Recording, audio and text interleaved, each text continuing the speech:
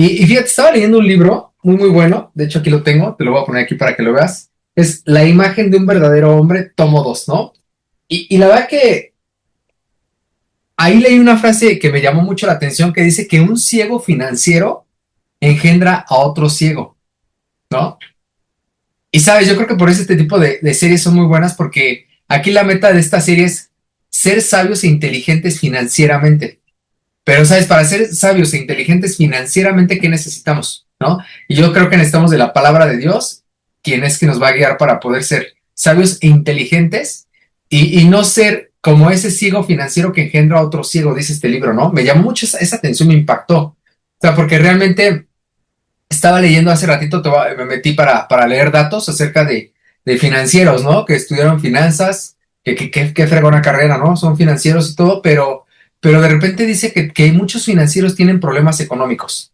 Entonces, qué interesante, porque pues es como decir, oye, pues estudiaste finanzas y todo, y con problemas económicos, y dice que un alto porcentaje de personas que estudiaron esta materia, pues también tienen problemas económicos. Entonces yo creo que es un tema para todos, ¿no? Es un tema que a todos nos interesa para poder salir de, si tienes números rojos, como decía la vez pasada, pues que salgas de esos números rojos, ¿no? Si tienes números verdes, pues qué bueno, ¿no? Para que estén todavía más verdes, más brillosos.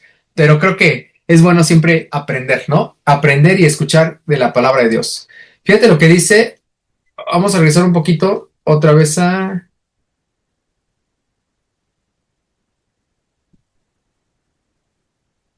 la plática que dimos la semana pasada, donde dice que Eclesiastés 5:19 dice, también es algo bueno recibir riquezas de parte de quién.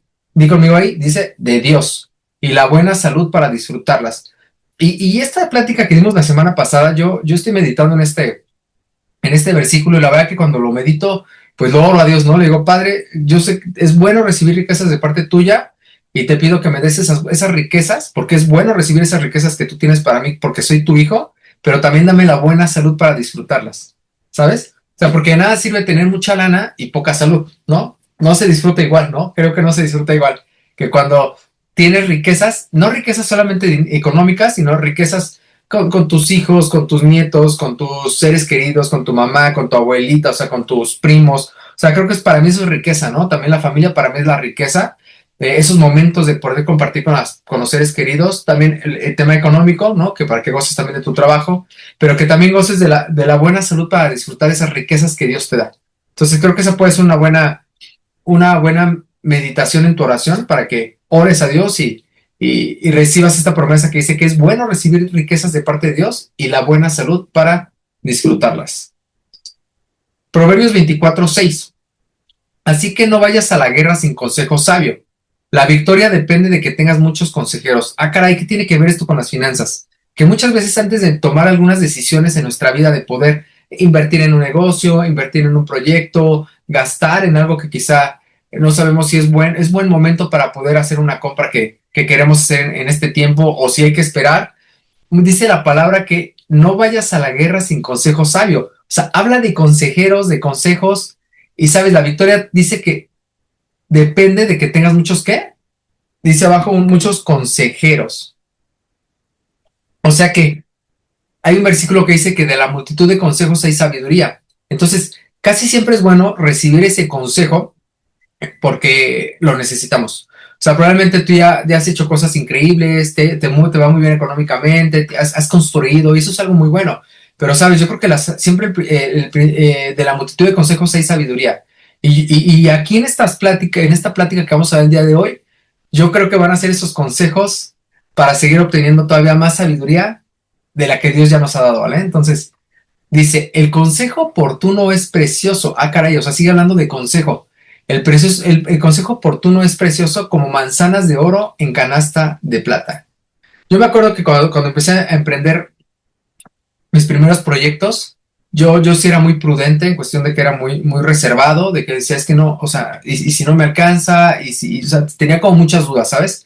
Pero sí necesité un consejo de una mamá que me decía, que me dio el empujoncito para decir, ok, Fer, si Dios está contigo, arriésgate, atrévete a hacer cosas, ¿no? Y con esos pequeños empujones, con esos pequeños consejos oportunos, son preciosos, para mí fue precioso y fue como una manzana de oro en canasta de plata.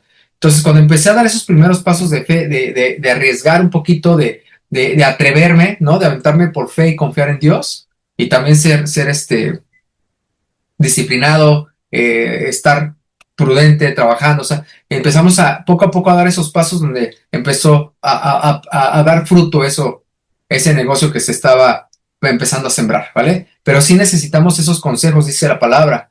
En Proverbios 19:20 dice, atiende al consejo y acepta la corrección y llegarás a ser sabio. Y yo me pongo a meditar, y yo creo que los que estamos aquí en estas pláticas queremos ser sabios, ¿no? Porque, o sea, queremos esa sabiduría de parte de Dios. ¿Y qué dice? Que atendamos al consejo y aceptemos la corrección. O sea, la palabra de Dios nos da consejo y también nos corrige en las cosas que estamos mal, ¿no? Para mejorarlas.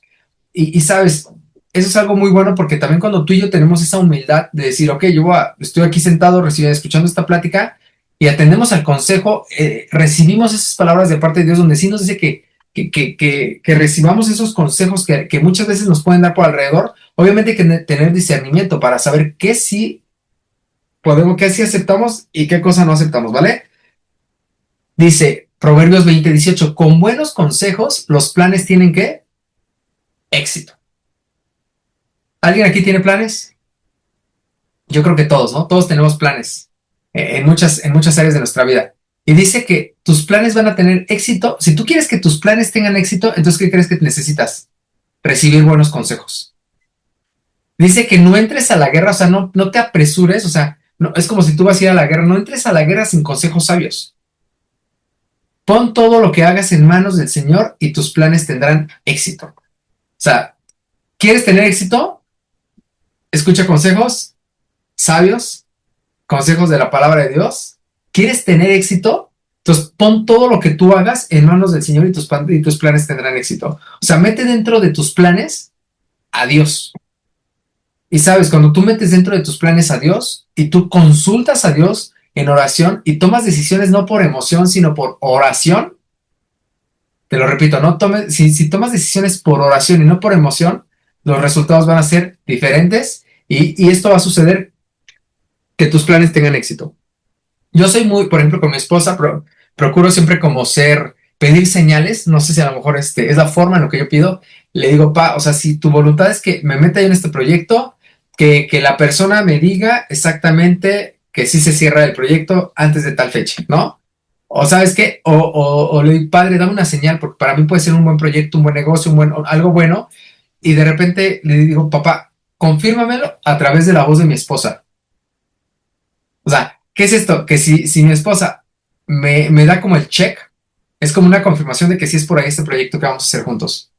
Pero si me dice, vamos a orarlo, vamos a analizarlo bien, o si de repente hay obstáculos ahí que van ahí como, no va entrando como un cuchillo caliente en mantequilla, así, seguidito. Y cuando hay muchos obstáculos, le digo, Dios, dame señales si no es por ahí, ¿sabes? Porque muchas veces Dios sí nos da señales cuando se la pedimos para poder tomar buenas decisiones por oración y no por emoción. Porque cuando tomamos decisiones por emoción, muchas veces nuestros planes fracasan. Entonces hay que mejor tomar decisiones por oración, consultándole a Dios para que tus planes tengan éxito, porque dice que todo lo que hagas, pon todo lo que hagas en manos de Dios, o sea, del Señor, y tus planes tendrán ¿qué? Éxito. Entonces, si metes a Dios en tus planes y en tus asuntos, si escuchas su voz y tomas decisiones por oración y no por emoción, van a tener éxito. Este versículo lo tengo, cada año yo procuro anotar mi versículo rema, ¿no? Un versículo donde Dios me habla de una manera muy importante, muy especial. Y lo tengo anotado en mi agenda del año, tengo una agenda del año y ahí lo anoto. Y dice, antes de construir tu casa, haz tus planes y prepara los campos. Antes de construir tu casa, haz tus planes y prepara los campos. O sea, ¿qué hay que hacer?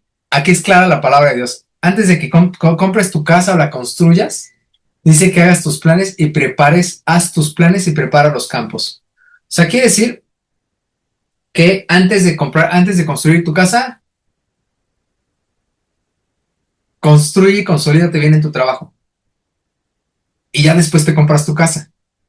Eso es bien importante. O sea, tú vas a decir, oye, Fer, pero pues a mí que me dices, ya tengo mi casa. ¡Qué bueno! O sea, súper bien, gloria a Dios, porque esto también es tu tierra prometida que Dios te dio, ¿no? Donde fluye leche y miel. Pero, ¿sabes? Es bien importante también construir esa base, para que de ahí, a partir de esa base que tienes en tu negocio, en tu trabajo, en tus proyectos, puedas construir hacia arriba tu casa. Y dice esto, no comiences sin calcular el costo, pues ¿quién comenzaría a construir un edificio sin primero calcular el costo para ver si hay suficiente dinero para terminarlo? Y esto para mí es mucha sabiduría, ¿no? O sea, te sientas y dices, a ver, voy a construir mi casa, voy a construir este proyecto, voy a comprar esto, o sea, antes de hacer un plan, es bien importante sentarte, calcular para ver calculas el costo para ver si hay suficiente dinero para que termines ese proyecto en el cual te vas a aventar. Entonces sí es bien importante siempre calcularle y ser sabio para poder tomar esas decisiones no por emoción. Dice, de no ser así, tal vez termines solamente los cimientos antes de quedarte sin qué, sin dinero, y entonces todos se rirán de ti. O sea, ahí me pongo a pensar que hay veces que habemos personas o hay personas que, no sé si has visto a ese tipo de personas que empiezan a leer un libro y no lo terminan, que empiezan una carrera y se quedaron a la mitad, que empiezan algo y no lo terminan. Y sabes, yo creo que eso es muy importante, o sea, porque yo te animo a que aquí como varones, como en este grupo, te animo a que todo lo que empieces lo termines. Dice, porque vale más terminar algo, en Eclesiastés dice, que empezarlo. En Eclesiastés dice, vale más terminar algo que empezarlo. ¿Has escuchado esta frase que dice misión cumplida? Misión cumplida. Eso es algo muy bueno, o sea, que como nosotros como varones que tengamos esa frase que digamos misión cumplida. Y esa frase la tuvo Jesús cuando fue a la cruz, cuando dijo consumado es. O sea, ya cuando Jesús estaba en la cruz, cuando Jesús vino, entregó su vida por nosotros, por ti, por mí en la cruz, dice que estaba ya, dio su último, antes de dar su último suspiro, dice consumado es. O sea, quiere decir, terminé la obra, concluí la obra, hecho está. Y el mejor ejemplo que Dios nos da es Él, o sea, Jesús mismo, ¿no?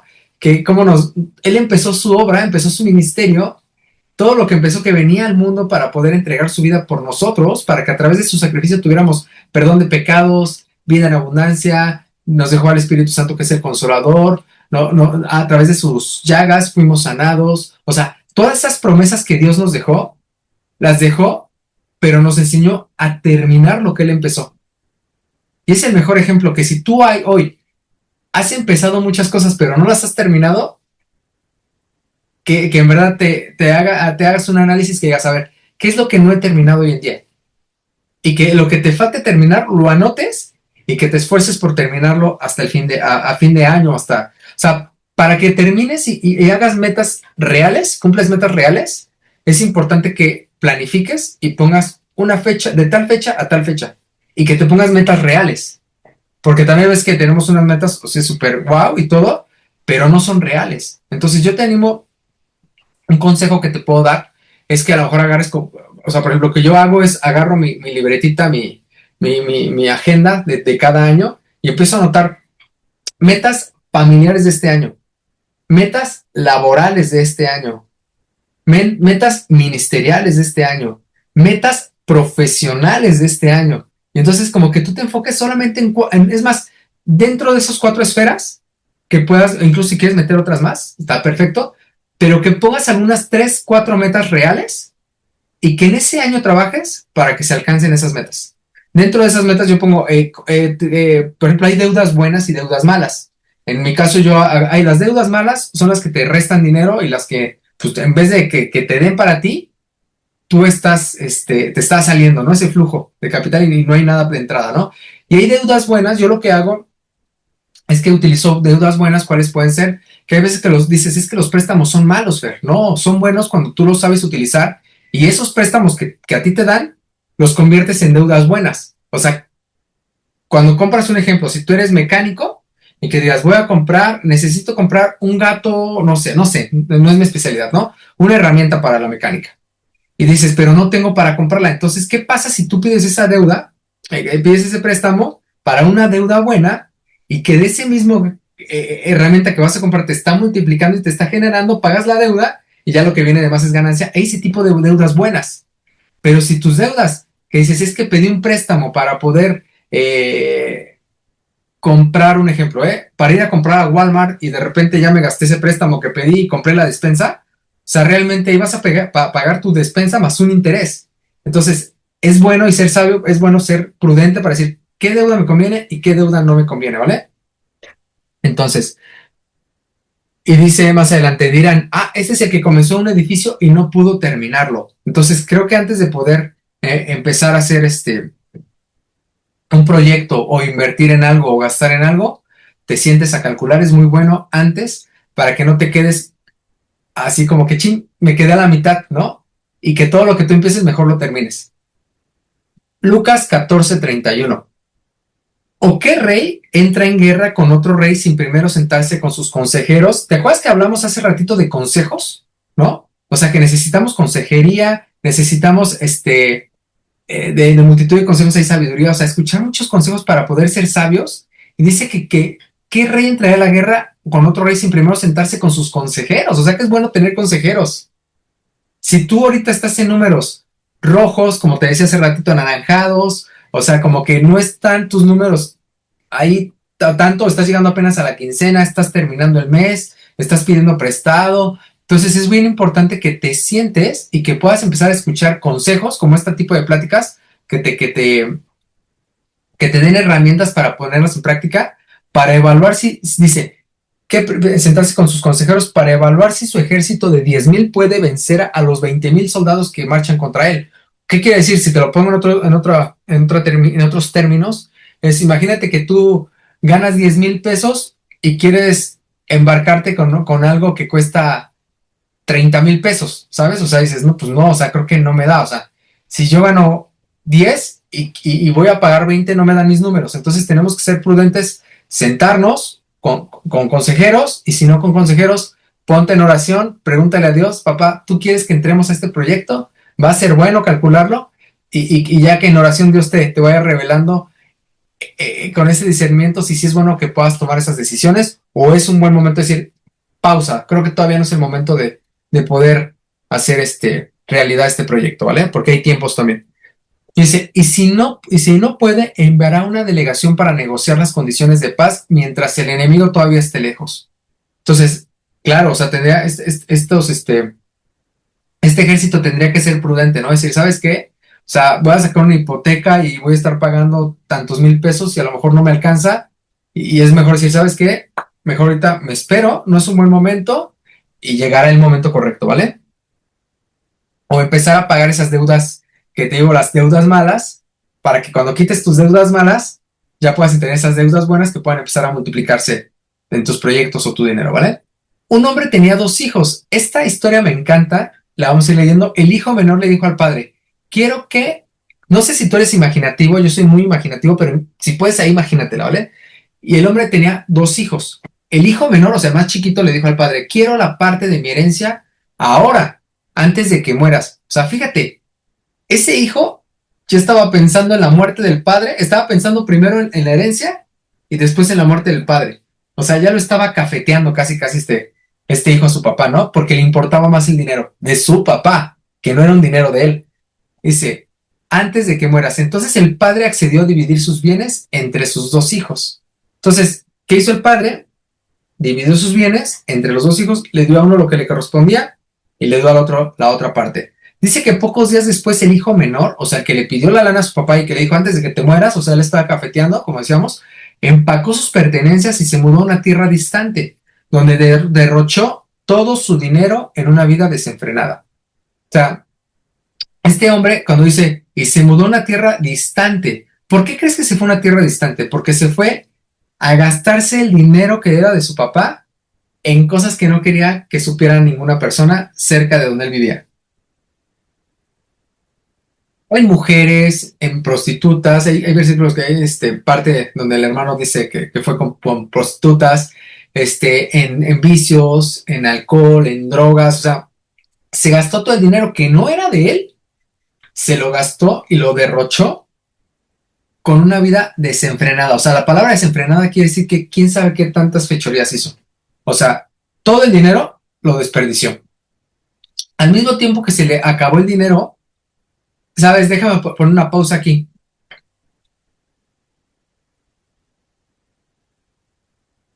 El dinero, la consecuencia de quedarse pobres también muchas veces económicamente, es porque a veces que gastamos en cosas que no nos convienen. En alcohol, en adicciones, ¿no? Es decir, y hay un versículo que dice que el alcohol lleva a la pobreza. Y sí es cierto, a las personas lleva a la pobreza el alcohol. También, por ejemplo, cuando tiene una persona, otra mujer aparte de su esposa, o sea, todo ese tipo de cosas lo que hacen es que generan, y hay una consecuencia que genera pobreza en las personas. Y probablemente tú has visto personas que están en esa situación y dices, híjole, y sabes, porque si hay una consecuencia de lo que nosotros hacemos. Y dice que al mismo tiempo se le acabó el dinero. Hubo una gran hambruna en todo el país y él comenzó a morirse de hambre. O sea, no dice que hubo hambre en todo el país, pero dice que él específicamente comenzó a morirse de hambre. Y dice también la palabra que entonces cuando él comenzó a morirse de hambre pidió trabajo a una persona, ¿no? Y este hombre le dijo, ok, pues no tengo chamba. Y entonces lo que hizo es que dijo, pero te pongo a apacentar puercos. Apacentar puercos, te voy a decir cuál es el trabajo. Que dijo, pues, ¿qué sabes hacer? ¿Sabes carpintería? No. ¿Sabes plomería? No, tampoco sé hacer plomería. ¿Sabes herrería? No, pues tampoco. Dice, pues, entonces, ¿qué sabes hacer? Pues nada, ¿no? Y entonces este hombre dijo, pues no sabes, no, pues a ver, te voy a dar trabajo para alivianarte, ponte a apacentar puercos. Apacentar puercos es hacerle hacia los puercos.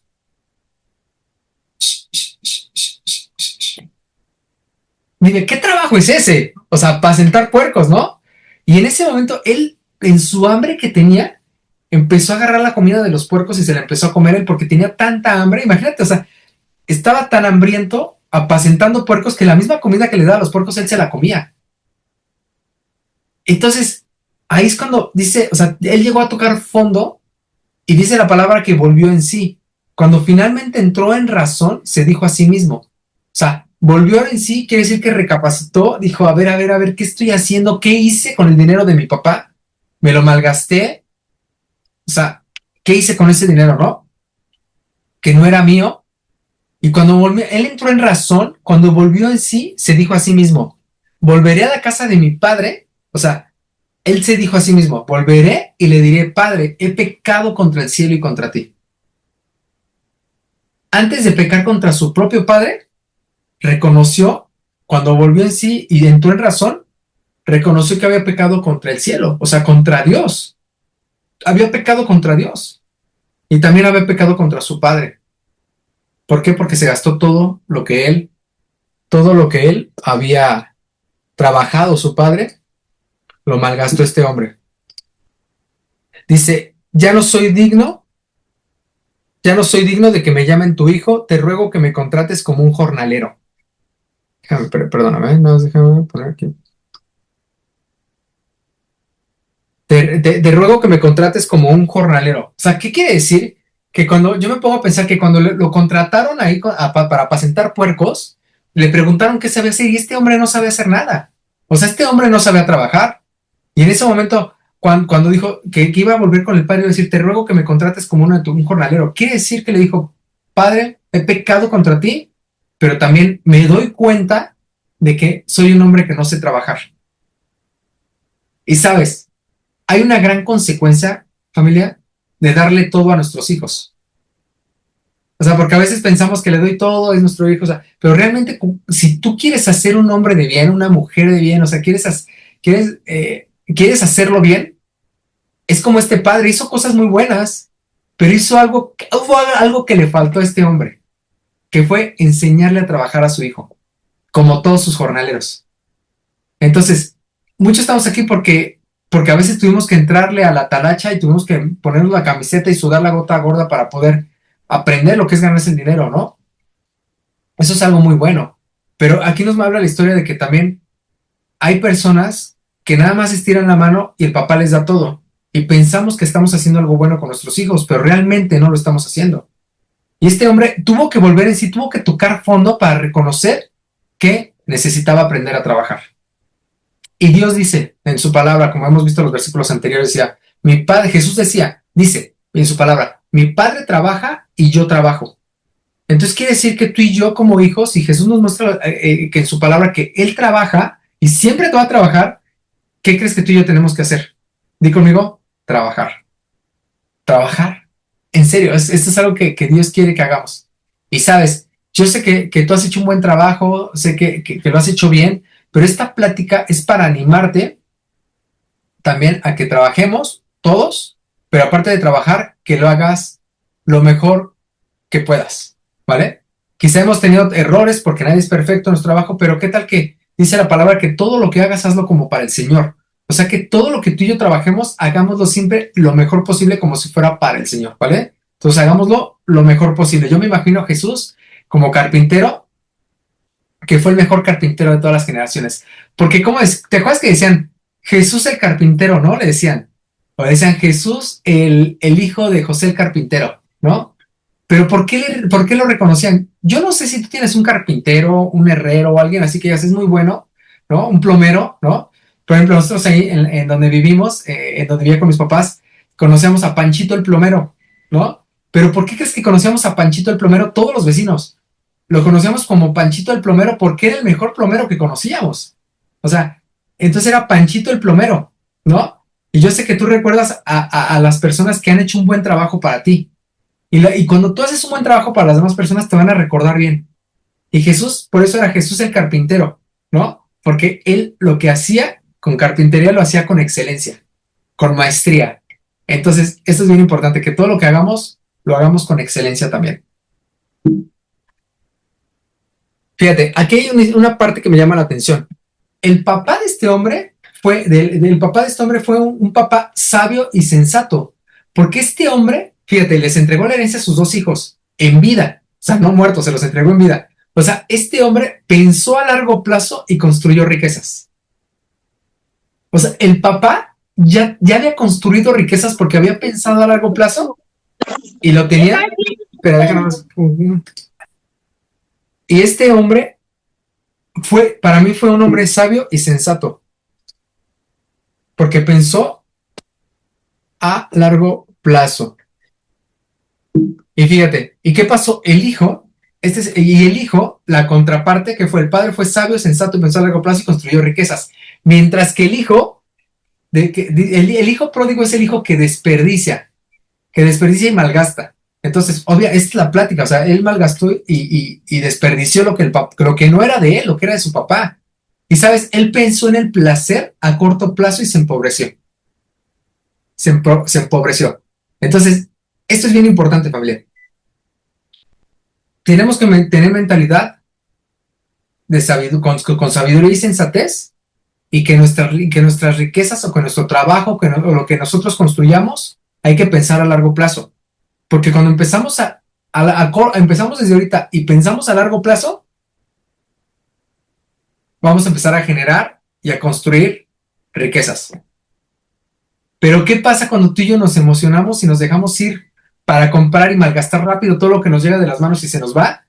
Tenemos esa mentalidad de escasez y así como este hombre pensó en el placer, porque hay veces que es el placer de la vida, que no, hombre, pues de una vez mejor me compro este coche de una vez, y a veces no es tiempo de poder gastarlo en ese coche o comprar la pantalla, ¿no? Que está en el buen fin, que hago, ahí viene el buen fin, ¿no? Que dices, híjole, creo que es buen momento, todavía no es momento, y de repente uno por la emoción, por el placer de ya tenerla, la pantalla, pum, compra, y de repente no era la temporada correcta.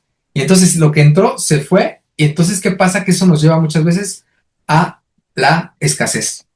Entonces necesitamos ser como ese padre sabio que pensó a largo plazo y no a corto plazo. Génesis 39:5 dice, y sucedió que desde el tiempo que lo hizo mayordomo, ya, pasamos la etapa, primera parte del padre sabio y sensato y el hijo insensato y malgastalón, ¿va? El hijo pródigo. Ahora vamos a leer la siguiente historia, son dos historias que te quiero platicar. La siguiente historia es, ¿has escuchado la historia de José el Soñador? ¿Alguien sí por aquí? ¿La has escuchado? Y en esta historia de José el Soñador, Hay muchas partes que me llaman la atención, pero me voy a detener en esta. Lo venden los hermanos, José el Soñador le cuenta sus sueños a su papá y a sus hermanos, los hermanos que le tienen envidia lo venden a unos mercaderes, se lo llevan a José el Soñador a otra tierra, y entonces cuando se lo llevan a otra tierra lo vendieron también con una persona que se llamaba Potifar. Y entonces este hombre lo compra como esclavo, o sea, como su esclavo y todo lo que le decía tenía que hacer José. Y dice en Génesis 39:5, y sucedió que desde el tiempo que lo hizo mayordomo sobre su casa y sobre todo lo que poseía, el Señor bendijo la casa del egipcio por causa de José. Y la bendición del Señor estaba sobre todo lo que poseía en la casa y en el campo. O sea que Potifar vio en José a una persona sensata. O sea, a una persona que a pesar de que su vida no fue fácil, José tuvo una actitud de servicio, tuvo una actitud positiva ante la vida híjole, lo había maltratado todo lo que había pasado, ¿no? Pero José tuvo que aprender a trabajar. O sea, tuvo que aprender a trabajar y eso, te voy a contar algo, José era el consentido de su padre, de Jacob, era el consentido de su padre, y de repente, cuando lo venden, tuvo que empezar a entrarle a chambear, desde chico, ¿no? Y cuando era el pequeño, pues era el consentido, no trabajaba, yo creo que se la llevaba más tranquilito y todo, ¿no? Pero la vida lo llevó a aprender a trabajar. Y entonces al aprender a trabajar, a pesar de sus tiempos difíciles, él tuvo una buena actitud ante su trabajo. Y entonces eso lo hacía que llegara a lugares más grandes, ¿no? Y entonces, fíjate, la gracia que halló ante Potifar a la casa del egipcio, el que dice que Potifar que le dice, ok, como lo vio que era una persona confiable, un buen trabajador, lo hizo mayordomo de su casa y sobre todo lo que poseía. O sea, tú dime, tú en tu casa, ¿a quién harías mayordomo sobre todo lo que posees? A una persona confiable, de tu total confianza. Y tiempo después, pues Potifar, como José era carita, era guapetón, entonces la esposa de Potifar le echó la onda, y como José no quiso tener relaciones con ella, de repente se le escapó, la mujer agarró una parte de la túnica de José, de las prendas de José, de la prenda de José, y dijo a su esposo, hey, quiso abusar de mí. Te lo estoy parafraseando. Y en ese momento Potifar, enojado, que agarra y lo metió a la cárcel. Y José, fíjate, volvió a hacer la vida de José otra vez difícil, ¿no? Pero sabes que a pesar de que su vida fue difícil, él tuvo una actitud nuevamente de servicio y nuevamente con una buena actitud ante la situación que estaba viviendo, que no fue fácil estar en una cárcel. Génesis 39:2. ¿Sabes? El Señor estaba con José, dice, por eso tenía éxito en todo mientras servía en la casa de su amo el egipcio. O sea, ¿por qué tenía éxito José? Di conmigo, porque Dios estaba con él. ¿Por qué? Porque, como decimos, pon en manos del Señor todas tus obras y tus proyectos tendrán éxito. O sea, ¿qué quiere decir? Que dentro de su trabajo, dentro de sus actividades cotidianas, José incluía a Dios. Y cuando tú incluyes a Dios en tu vida, Dios, o sea, Dios bendijo la casa de Potifar por un hombre que se llama José. Y Dios va a bendecir el trabajo en el que tú estás a causa de que tú incluyes a Dios en tu vida. O sea, fíjate, o sea, es increíble, pero, o sea, cuando tú tienes una relación con Dios, no solamente el beneficiario eres tú como José, el beneficiario es tu jefe, tu patrón, tu líder, o sea, él va a ser el beneficiado a causa tuya. O sea, ¿por qué? Porque tú eres un hijo de Dios, que estás en esa empresa, que estás ahí. ¿Por qué? Va a bendecirlos, porque si Dios está contigo es como José. Como el Señor estaba con José, por eso tenía éxito en todo mientras servía en la casa de su amo egipcio. O sea, tú vas a tener éxito porque Dios está contigo cuando lo incluyes en tus negocios también, en tu trabajo, en tus proyectos. Génesis 41:41. El faraón le dijo a José, fíjate, pasó el tiempo, estaba en la cárcel, interpretó otros sueños de un copero, de un panadero, sucedió lo que José dijo, y en ese momento le dijo José a uno de ellos, oye, cuando salgas de aquí, acuérdate de lo que yo hice y platícaselo al faraón, ¿no? Pasó el tiempo, no sé si meses, cuánto tiempo más pasó, y en ese momento el faraón tuvo un sueño, y nadie se lo podía interpretar, ni los más sabios, ni los hechiceros, ni los magos, ni los brujos de Catemaco, nadie se lo pudo interpretar. Y en ese momento, ¡ay! Se acordó este hombre. Claro, cuando yo estaba en la cárcel, hubo un hombre que se llama José que me interpretó mis sueños, sucedió lo que él dijo. Y dice el faraón, tráigamelo para acá. Y en ese momento José le interpreta el sueño al faraón y el faraón se dio cuenta de que este hombre, que Dios estaba con él, tenía la sabiduría para poder ser un buen administrador de todo lo que era Egipto. Y dice en Génesis 41:41, el faraón le dijo a José, yo aquí en persona te pongo a cargo de toda la tierra de Egipto. Fíjate, ¿por qué lo puso? Porque era un hombre confiable, porque era un hombre trabajador, porque era un hombre sabio, porque estaba Dios con él. Y sabes, él lo puso, no lo puso Faraón, o sea, yo creo que Dios lo puso a él a través de Faraón. Y hay un versículo que me llama mucho la atención. Dice que si en lo poco eres fiel, dice que en lo mucho te pondré. O sea, José fue fiel en lo muy poco, desde pequeño, fue fiel. Y lo llevó a lo mucho que fue a ser el segundo del Faraón, de todo Egipto. O sea, un imperio enorme, ¿no? El imperio de Egipto, ¿no? Entonces, ¿qué pasa? Que muchas veces hoy te animo a ti como varón, que no menosprecies aún en lo pequeño en lo que estás. Porque si aprecias lo pequeño y lo haces con esa responsabilidad, con ese amor, con esa pasión, o sea, eso pequeño velo como mucho, y acuérdate, porque cuando tengas mucho, Dios te va a dar más. Y dice, si en lo poco eres fiel, en lo mucho te pondré. O sea, quiere decir que tú y yo tenemos que pasar a veces por lo poco para llegar a lo mucho.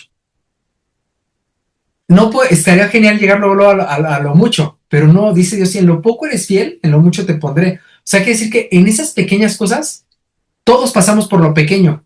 Todos tenemos que pasar por lo pequeño. Pero qué bueno que pasamos por lo pequeño. Y si somos fieles en eso pequeño, ¿qué crees? Que también vamos a ser fieles en eso grande. Es como en el diezmo.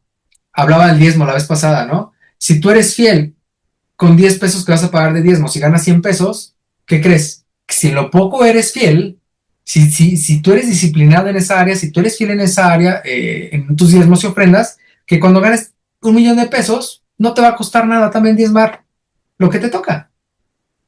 ¿Por qué? Porque si en lo poco eres fiel, en lo mucho Dios te va a llevar. Pero si tú no eres fiel en lo poco y te cuesta dar los 10 pesos, pues vaya, o sea, menos vas a dar 100,000 pesos de diezmo, ¿vale? Entonces creo que es bien importante este tema porque creo que tenemos que ser sabios en muchas áreas como varones, ¿va? En el tema financiero. Dice Génesis 41:47, tal como se había predicho, la tierra produjo cosechas abundantes durante 7 años. O sea, iba a haber prosperidad durante 7 años, muchas cosechas, y en eso José dijo, ok, todas esas cosechas que se den, las vamos a ir almacenando, todo el grano lo vamos a ir almacenando. Y en eso dice, fíjate más adelante, dice que acumuló grandes cantidades de grano, tanto como si fuera arena de la orilla del mar. O sea, me pongo a pensar, solo me imagino esto, porque cuando vamos al mar, ¿no se te ha pasado que agarres un puño de arena y de repente se cae, se cae, se cae y es incontable? O sea, los megagranitos es incontable. Y así de tantas grandes cantidades que juntó de grano, fueron como tanta arena a la orilla del mar, o sea, incontable. Esos 7 años trabajaron, fue incontable, y en ese momento hubo un hambre en todo el mundo. ¿Y a quién crees que fueron a ver todos? A José. A José, porque era el que estaba a cargo de todo de todo ese grano que almacenó en Egipto. Dice que cuando Jacob, o sea, su padre, de este José, Jacob, cuando se lo llevaron y lo vendieron sus hermanos, los hermanos le dijeron a Jacob que su hermano había muerto.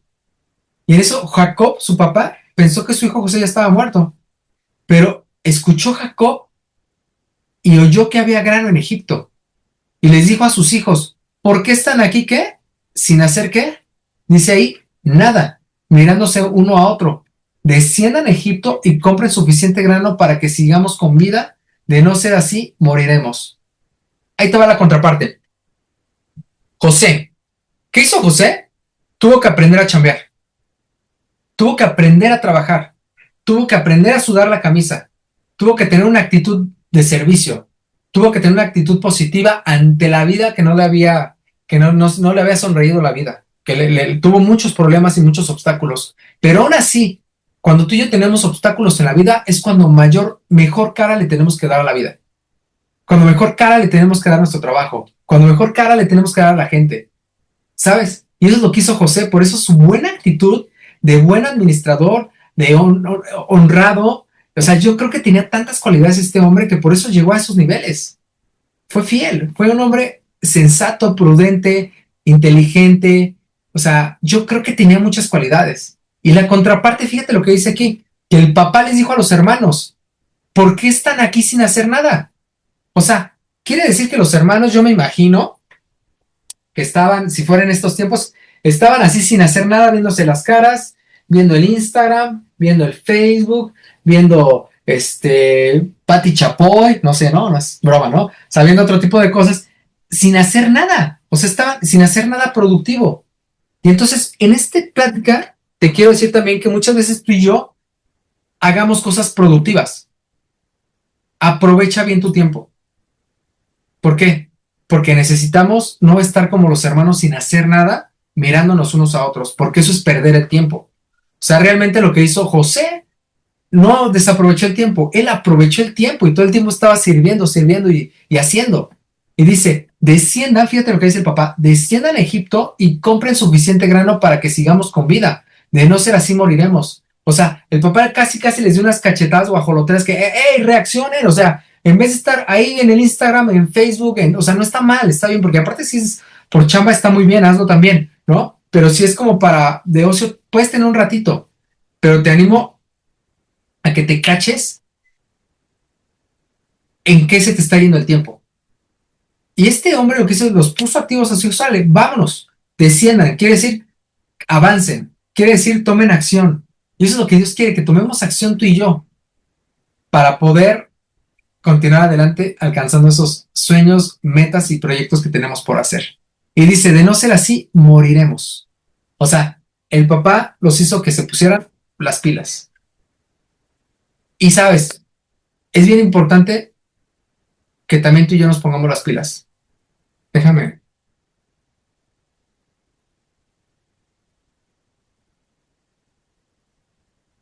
Nos pongamos las pilas, fíjate. José fue sabio, fue sensato y fue un buen administrador. Porque así como yo me acuerdo, ahorita que estamos leyendo, el padre sabio y sensato y el hijo pródigo, que es el que desperdició todo. O sea, es como José, el hombre sabio, sensato, buen administrador, porque por eso estuvo a cargo de las riquezas del rey. Pensó también a largo plazo. O sea, José pensó a largo plazo y construyó riquezas a largo plazo, 7 años de trabajo para administrar y almacenar y guardar, mientras que los hermanos casi morían por no hacer nada y estar de flojos. O sea, quiere decir que los hermanos no eran buenos administradores. José era buen administrador.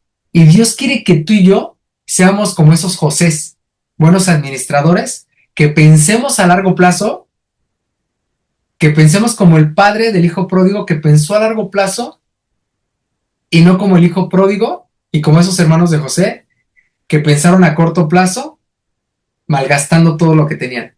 Entonces, hoy es un buen momento, estamos cerrando el año casi, es un buen momento de recapacitar, de hacer una introspección para decir, a ver, ¿cómo estoy actuando con las finanzas que Dios me da?